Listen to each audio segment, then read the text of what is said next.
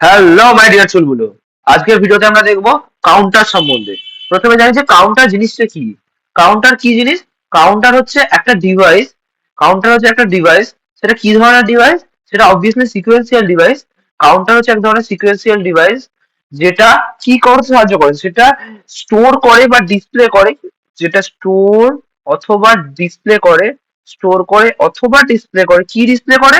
না, a particular event, the number of times a particular event or process has occurred, মানে কি একটা particular event অথবা process কতবার হয়েছে সেটা স্টোর করে অথবা ডিসপ্লে করে যে ডিভাইস, সেটাকে কাউন্টার বলে।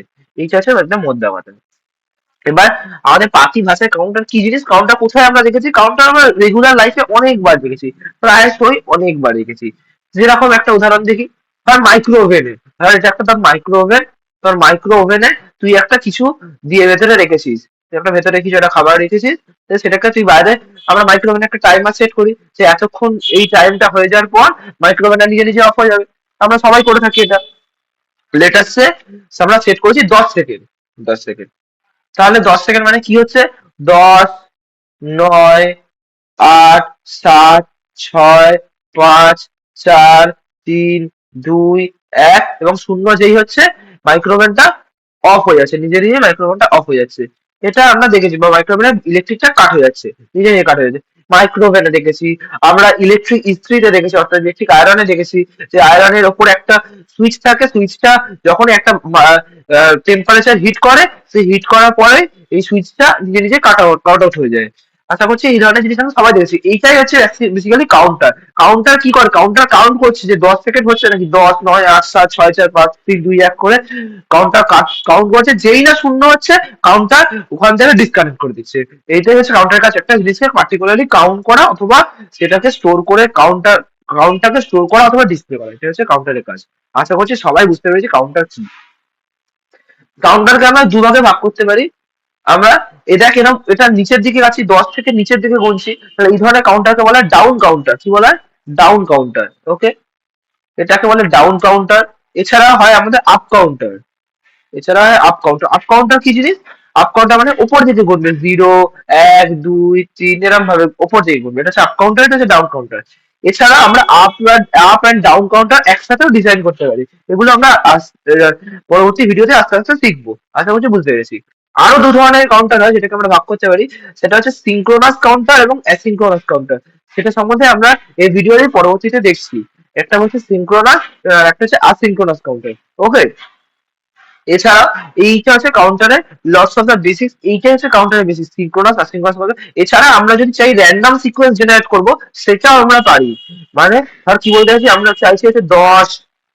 ধর 10-এর পর আমি চাইছি 10 আসবে, যে 9টা স্কিপ করবে, দিয়ে আবার 8 আসবে, 7টা স্কিপ করবে, আবার 6 আসবে, 5টা স্কিপ করবে, আবার 4 আসবে, আবার 3টা স্কিপ করবে, আবার 2 আসবে, একটা স্কিপ করবে, দিয়ে আবার শূন্য আসবে।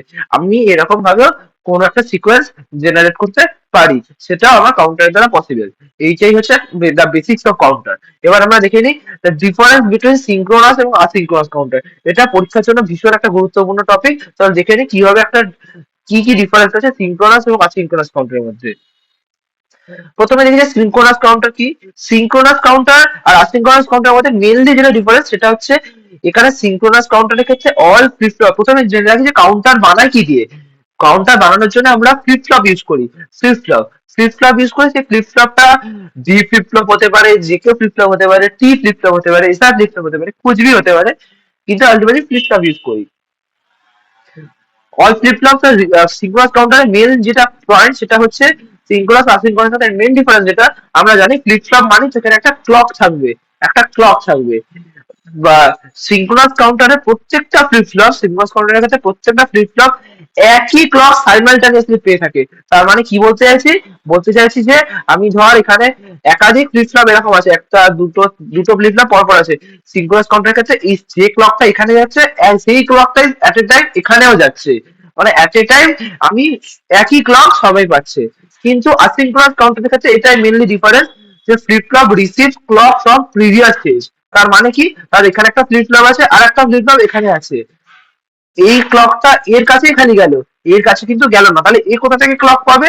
এইটা আমরা জানি ফ্লিপ ফ্লপের ক্ষেত্রে দুটো আউটপুট হয়, একটা কিউ, একটা কিউ বার।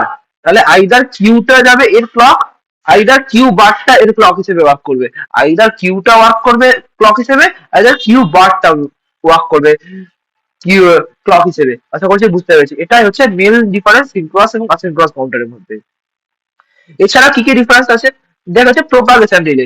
প্রোপাগেশন ডিলে এখানে কম আর এক্ষেত্রে বেশি। কেন বেশি?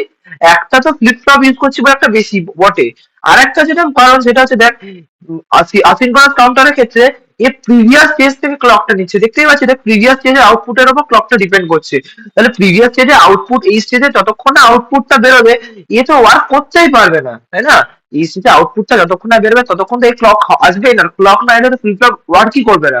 তাহলে এটার উপরে ডিপেন্ড করে সব ডিলে আছে, প্রপাগেশন ডিলে আছে। আর এটার ক্ষেত্রে সেই ব্যাপার নেই যে সবাইকে ডিফারেন্ট ডিফারেন্ট ক্লক দিচ্ছি। আশা করছি বুঝতে পেরেছি।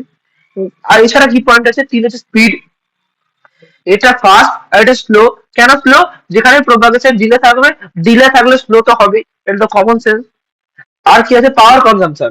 পাওয়ার কনজাম্পশন, এখানে আমরা অনেক গেট ইউজ করি সিনক্রোনাস কাউন্টারের ক্ষেত্রে, আমরা এক্সট্রা অনেক এডিশনাল গেট ইউজ করি, ল্যান্ড গেট, অর গেট, এই ধরনের গেট। যত গেট বেশি ইউজ করবো আমাদের পাওয়ার তত বেশি খাবে, এবং যত গেট কম ইউজ করবো আমাদের পাওয়ার তত কম খাবে। কমপ্লেক্সিটি, যত বেশি গেট ইউজ করবো সেটা তত বেশি কমপ্লেক্স হবে, আর যত কম গেট ইউজ করবো সেটা তত সিম্পল হবে। আশা করছি বুঝতে পেরেছি। This are the some difference. এছাড়া আমাদের কস্ট আছে, রিলায়েবিলিটি আছে, এগুলো আমরা দেখে নিতে পারি।